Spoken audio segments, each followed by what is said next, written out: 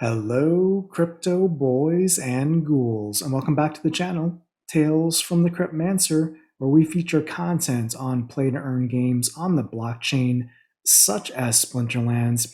And in today's video, I want to have a pretty frank and open conversation about ECR and rating inflation, kind of what it means in the game, how it's impacting the reward system, talk about why it's possibly a challenge or an issue for us to tackle as a community and as a game, and a possible solution worth considering. And the reason why I wanted to have this conversation on this video was it was kind of brought up in two ways. One with Matt, Yabat Matt, hopping into Mav chat earlier today, talking about the challenge with ECR and a way to potentially address some bot farming challenges in the rewards ecosystem, as well as there was an interesting conversation in the Archmage Discord as well that I wanted to follow up on and just give my takes and my thoughts on that as well. And let's start a little bit, maybe talking about the challenge as it exists today and why it's a topic that came up with Yabat Matt in the Mav chat. Why would he spend time out of his busy day going into Mav chat and talking to the community about ECR, for example? Well, the reason is pretty simple. And if we go and look at some data that was provided recently by Commander Chaos, now this image I have here is from maybe a week or two ago, but I think a picture, paints 1,000 words, as they say. And what this picture shows is, Commander Chaos has done a lot of digging on the data, scraping the blockchain, and kudos to you, Commander Chaos, for doing this and making this data available to the community. And what this data shows from this particular capture window from June 1st through June 30th is Commander Chaos basically identified the top 25 bot farms in the game based on the transfer of cards that they were doing, and then subsequently looked at the rewards being claimed by those accounts associated with those top 25 bot farms. And just to be clear, those top 25 bot farms have, some of them, like the top farms, have over 35,000 accounts in them by themselves. But what this data shows is that the black line here shows the amount of rewards being claimed through the daily reward chests by these top 25 bot farms, whereas the green line shows the reward chests claimed by everyone else in the Splinterlands ecosystem and game. So basically, these top 25 bot farmers, as you can see here, during a large section of the season, other than the season ending reward chest claims here and here, are actually earning or taking out more rewards than the rest of the players in the game, human bots or otherwise. So these 25 farming accounts are definitely, I would say, a challenge or a drain on the ecosystem. Now, what other players have done after seeing this data is they went through and they said, hey, what are some of these accounts doing? And they went on to the HE Dev tool, Blockchain Explorer, and we're seeing data like, well, over $77,000 in DEC being extracted on a daily basis via some of these bot farms. So that's not a good thing, and that's what I think has got the attention of the Splinterlands development team, specifically Matt, as he's obviously focused on this area of the ecosystem and the market economy. So this is kind of the challenge, right? Is this bot farms of thousands of bots basically claiming rewards and taking them and selling them and extracting that value. Now, just to be clear, so I'm sure this is going to come up in the comments section here, the bot farms that we're talking about are literally thousands of accounts at the usually typically silver level, sometimes bronze, sometimes up to gold, but these are accounts that are just farming reward chests, and there's a ton of them.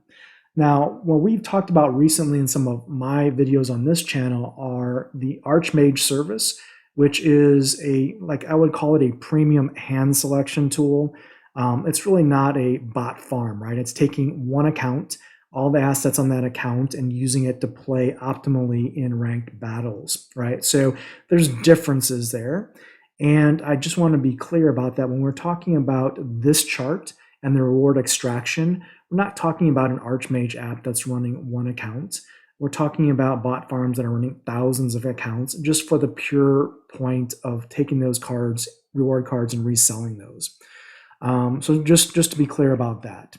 Now, what I want to also show is another problem in the ecosystem that is related to the bot farms and the specific reward extraction here.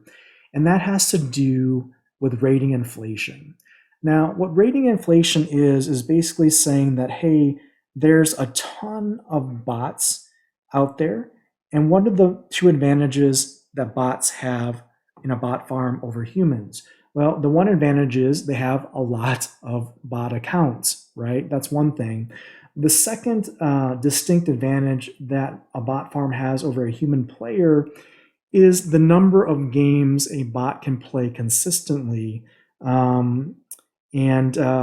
Basically, that means a bot can play 100, maybe more, maybe, I don't know, 500. I don't even know how many maximum battles you can run on the API in a given 24-hour period.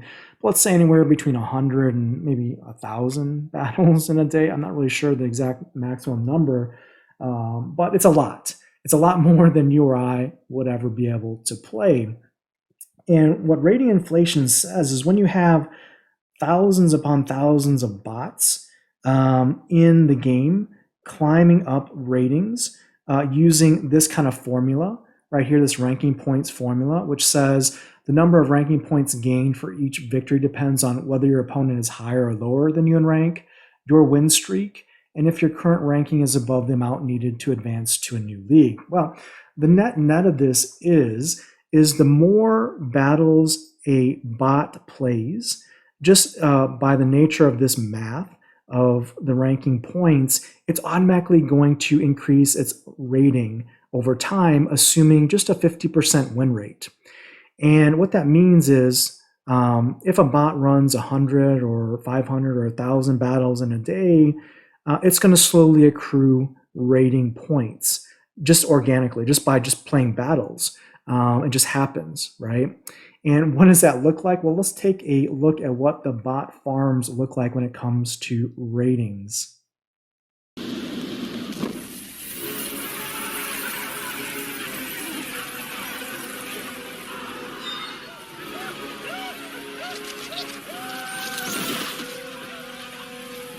So there you go. It's that's kind of what we're seeing in the game if we could visualize what was happening on the blockchain.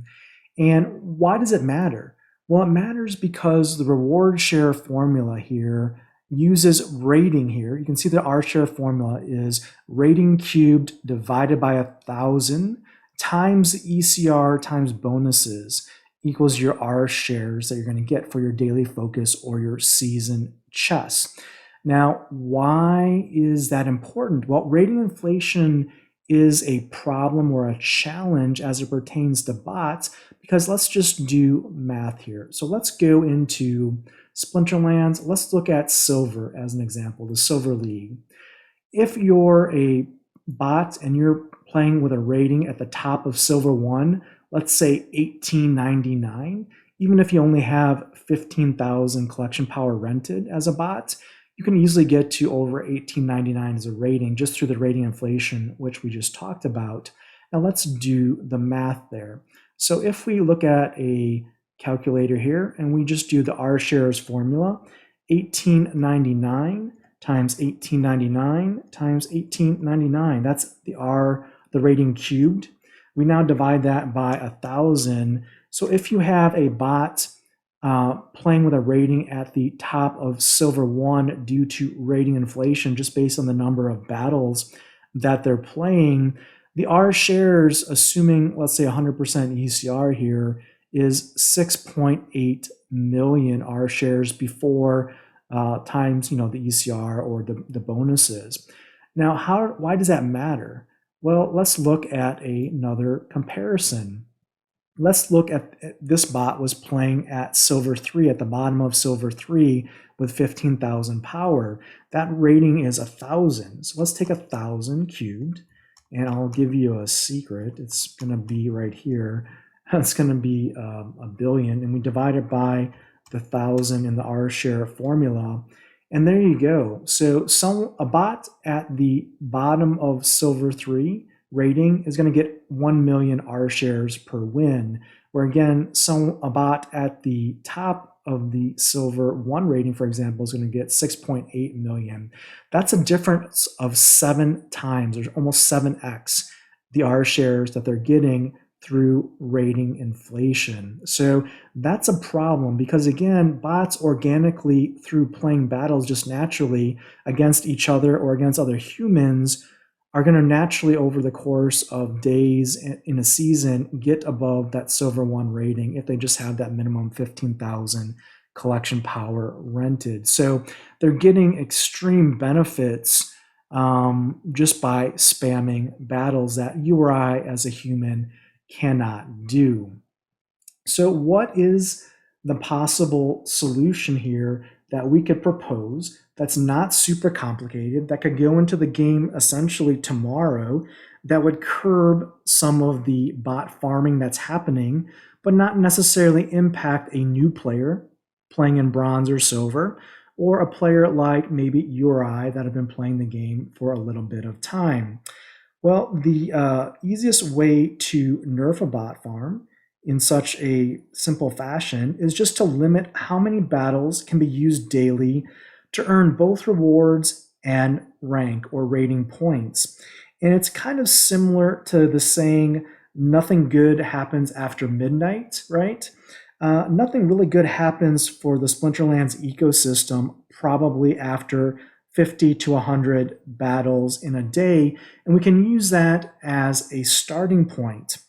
And what we could do is basically say, use a 50 battle cap per day, meaning your first 50 battles in a day could earn your DEC rewards or your focus chest rewards, or in the future, your SPS rewards, as well as contribute to your rank or rating.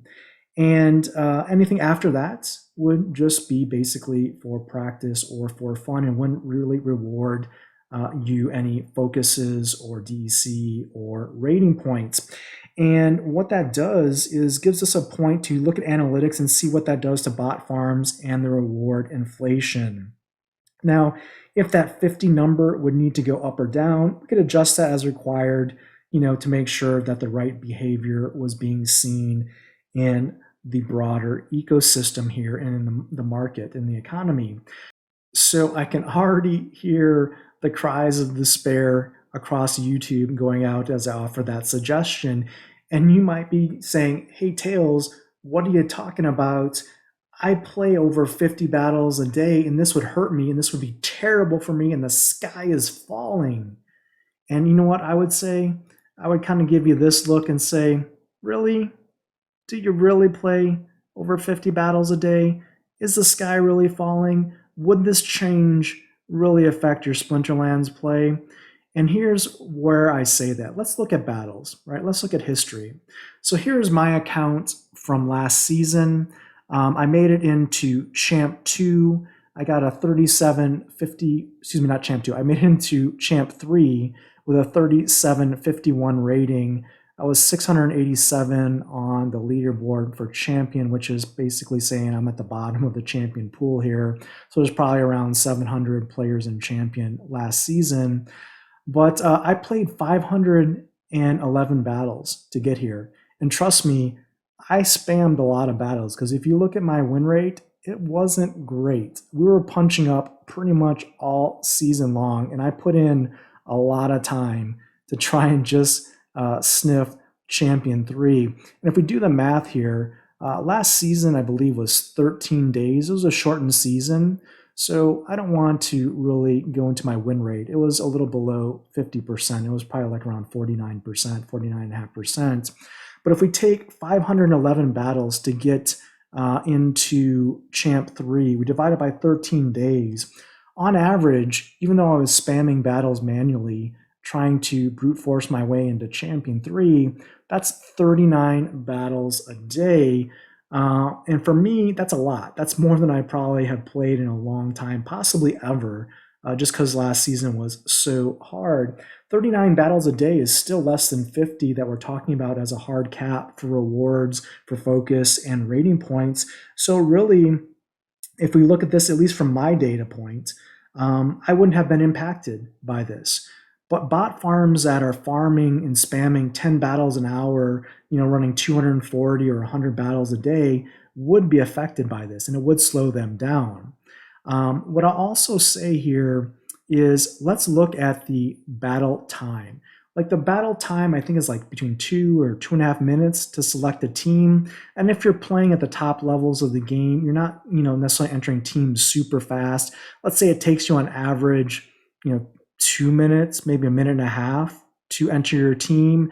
Maybe you watch the battle and it takes a minute to watch the battle. Some of the Diamond and Champion battles go quite a while because of all the abilities, the triage, the heals, stuff like that, the repairs. So let's say you're spending, let's say 3 minutes per battle, selecting your team, watching the battle, moving on, and getting paired for the next battle.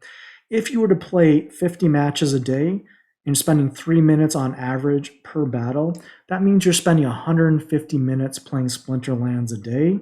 That is actually 2.5 hours playing Splinterlands a day. Basically, is what the cap would say. It would say after you play 2.5 hours of Splinterlands in a day, you're probably not going to earn any more rewards. And that's is why I would go back to this kind of picture to say, hey, if you're really playing more than 50 battles a day and you think this cap would impact you, would it really? Because if you're playing more than 2.5 hours of Splinterlands a day, well, good for you. That's a lot of gaming. You must have a lot of free time. Even as a content creator and a streamer, I can't play 2.5 hours of Splinterlands a day. So, and I think most people with families and jobs probably can't do that. So, in the grand scheme of things, I think this change wouldn't necessarily impact majority of players, certainly not new players to the game that are playing in bronze or silver, right? They're not playing 50 battles a day, I'm guessing. And what player would it affect? Well, it would affect the bot farmers that are doing this to our ecosystem. The other effect that a 50 battle cap for rewards and rating would have on players potentially would be the importance of win rate and also competition, because it would be important to make sure every battle counted where possible to get those wins, to get those R shares, to get those rating increases. So that would increase competition. And by nature, what it would mean is it would probably increase rentals of strategic and meta cards, or also purchases of strategic or meta cards in collections to make sure that when you're going into battle, you have the right tool for the problem that needs fixing. So a natural kind of organic side effect of capping battles in a daily fashion like this is that, well, the battles would be more meaningful.